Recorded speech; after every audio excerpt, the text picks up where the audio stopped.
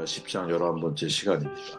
14절 말씀을 읽습니다. 사람마다 어리석은 무식하도다. 은장이마다 자기의 조악한 신상으로 말미암아 수치를 당하나니 이는 그가 부어 만드는 우상한 것일 것이요 그 속에 생기가 없습니다. 그것들은 헛것이요 망령되이 만든 것인즉 징벌하실 때에 멸망할 것이나 문화적 균형 감각을 유지해야 합니다라는 제목으로 말씀 나누도록 할게요.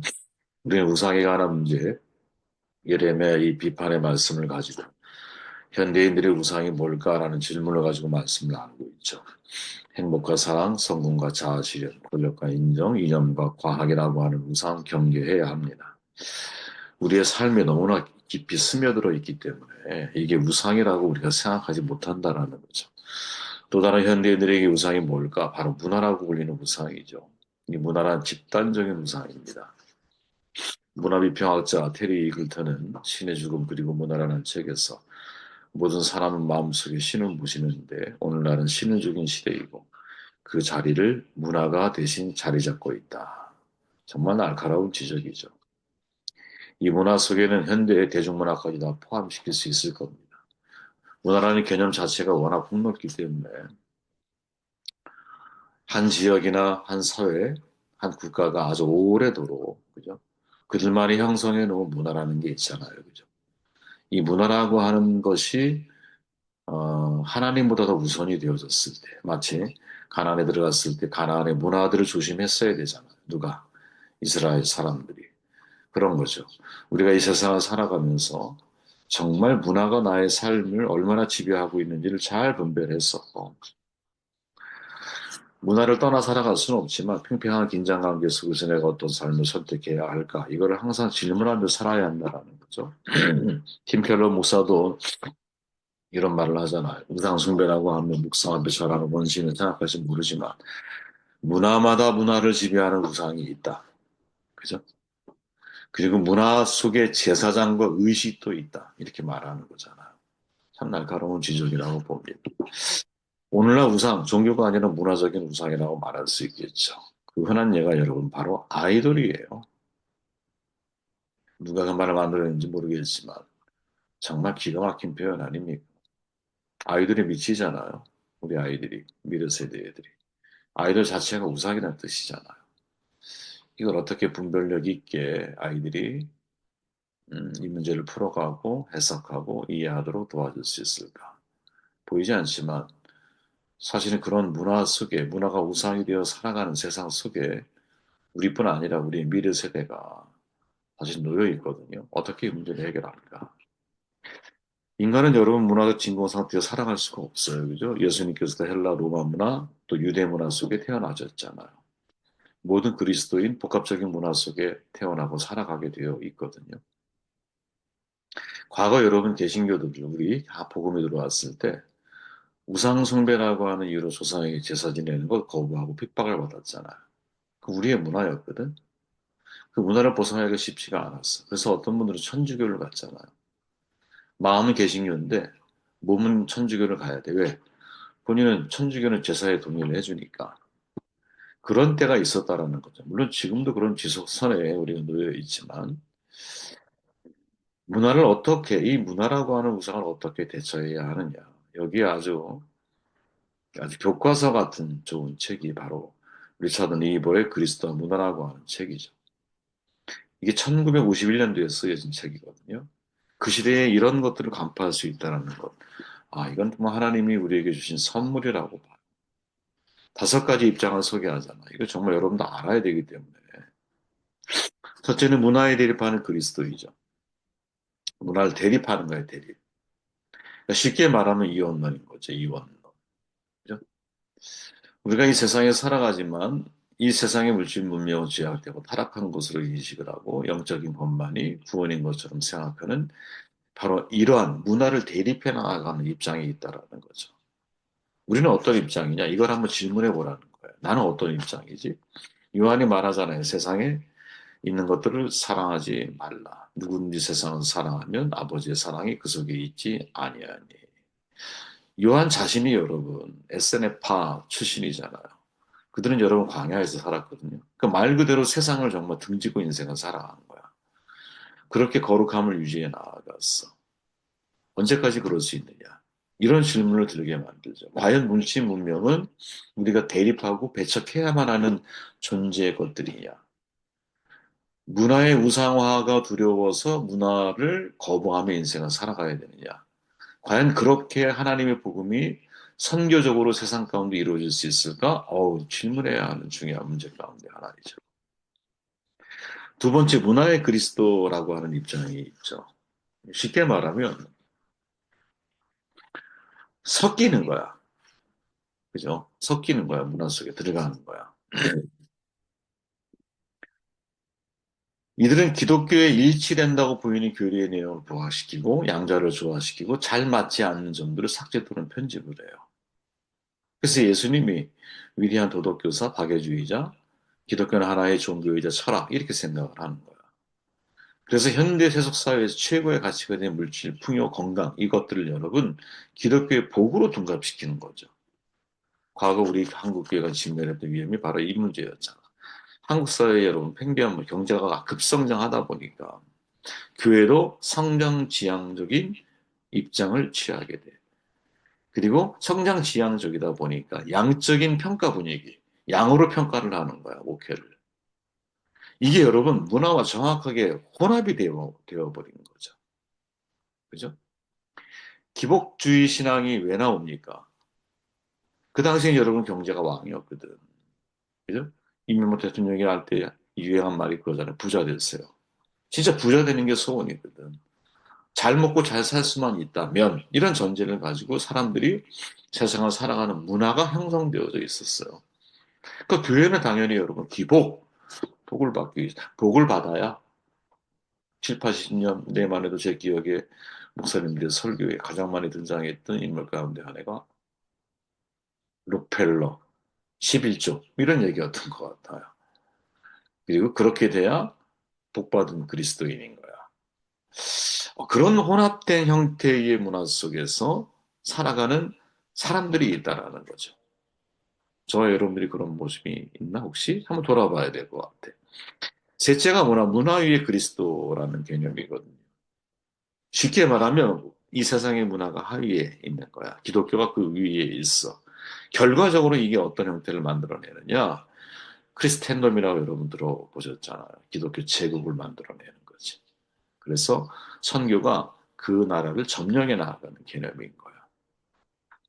그 나라를 점령해 나가는 거야. 그래서 기독교 문화로 그 현지에 있는 문화들을 파괴시켜 가는 거죠. 굉장히 위험한 거죠, 여러분. 이거는 중세 시대에 우리가 너무나 많이 경험했던 거죠. 그런데 문제는 뭐냐면 과연 기독교 문화가 세상 문화를 힘이 아니라 동등한 입장에서 이제 예를 들어서 동등한 싸움을 했을 때 과연 세상의 문화를 점령할 만한 에너지를 가지고 있느냐. 과거 여러분 7, 80년대만 해도 교회 문화가 세상 문화에 정말 지대한 영향을 많이 미쳤거든요. 그때는 선두주자처럼 느껴졌었어. 근데 어느 순간 세상의 문화를 따라갈 수가 없죠. 그죠? 그 퀄리티나 또 그 대중성이나 이 모든 것들을 놓고 볼 때, 그죠? 개신교, 기독교가 가지고 있는 문화들이 그리 세상에 매력적으로 비춰지지 않았어요. 제가 청소년 때만 해도 문화라고 하는 건 딱 하나밖에 없었던 것 같아요. 교회. 교회 문화밖에 없었던 것 같아요. 그죠? 지금은 안 그래요. 지금 우리 미래 세대들은 여러분 얼마나 즐길 게 많아. 그죠? 얼마나 화려한 영상 속에 아이들이 살아가. 그러니까 정말 힘으로다가 세상 문화를 다스리지 않으면 정복? 이런 건 가히 불가능하죠. 그런 시대가 됐어요, 지금 벌써. 우리는 없어 그런 마음 먹고 있지 않느냐. 질문해 보라는 거죠. 네 번째, 문화와 역설적 관계가 있는 그리스도라고 하는 유형이죠. 쉽게 말하면, 이제, 양서류 같아야 한다는 거죠. 양서류. 여러분, 양서류 개구리가 물에 빠지면 죽습니까? 아니죠. 물속에 있다고 죽었다고 말하는 사람은 없어. 그죠? 유영하는 거야. 예, 유영하는 거야. 육지에서도 잘 살 수 있어. 그리고 어디? 물속에서도 잘 살 수 있어. 우리가 그런 입장이어야 한다는 거죠. 왜? 세상은 우리가 떠나서 살아갈 수 있는 존재들이 아니야. 문화적 진공 상태에서 살아갈 수 있는 사람은 없다니까요. 그러니까 세상에 내가 살아가면서 세상에 섞이지 않지만 세상 속에서도 기독교 문화로 내가 무엇? 나의 신앙의 순수함과 신앙의 어떤 정결함을 유지해 가기도 하고 교회에서는 당연히 그렇게 살아야 되고 그래서 위대한 양서류 네? 땅에서 살고 물에서도 살 수 있는 어떻게 보면 전천후 같은 존재이죠. 그런 그리스도인, 그리스도의 문화를 우리가 갖춰 나갈 필요가 있지 않나. 이런 이야기를 하고 있는 거죠. 그리고 마지막 다섯 번째가 뭐냐. 여러분 잘 들어봤던 거예요. 문화의 변혁자 그리스도이죠.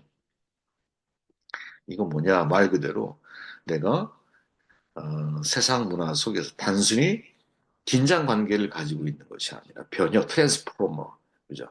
완전히 질적인 변화를 일으킬 수 있는 그러한 기독교 문화, 그리스도의 문화를 내가 만들어 갈 수 있겠느냐. 이런 도전을 우리에게 던지죠.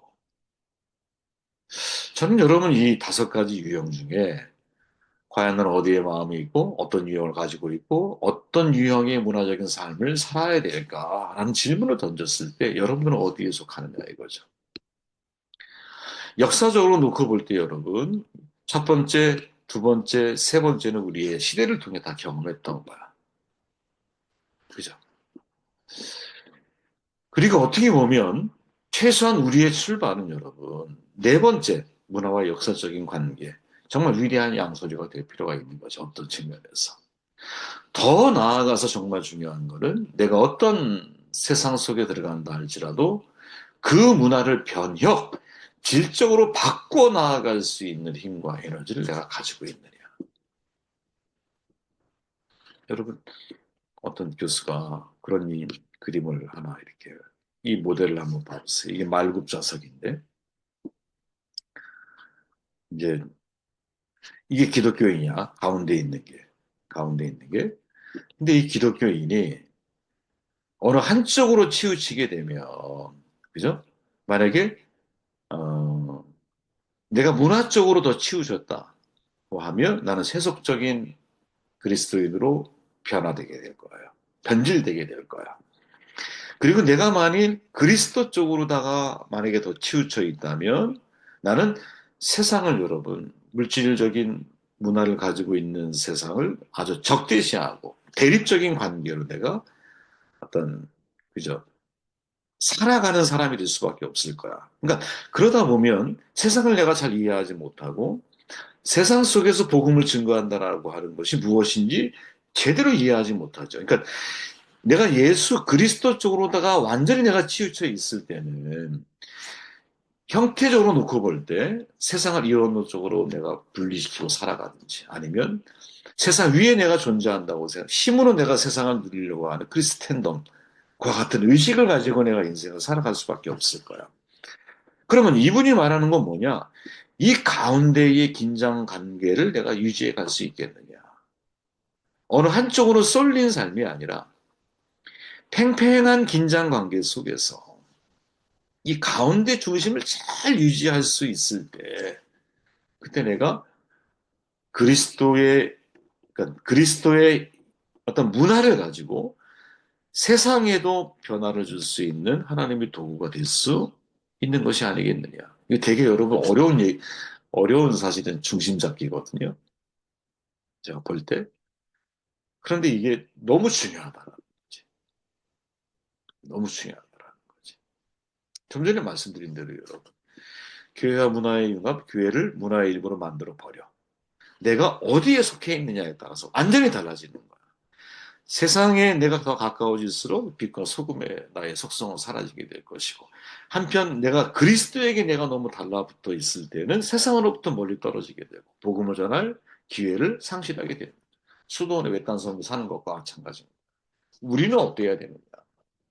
우리는 여러분 철저하게 사실은 세상에 속해 있지, 하나님께 속해 있지만 세상에 속하지 않아. 그래서 우리가 있는 자리에서 빛과 소금의 역할을 제대로 잘 감당해 나갈 수 있는 위대한 양서류처럼 내가 물속에 있지만 죽지 않아. 양서류는 물을 바꿀 수는 없어. 그죠? 근데 우리는 세상 속에 있지만 세상을 변혁시킬 수 있는 질적인 변화들을 위해서 무엇을 고민하고 인생을 살아야 돼.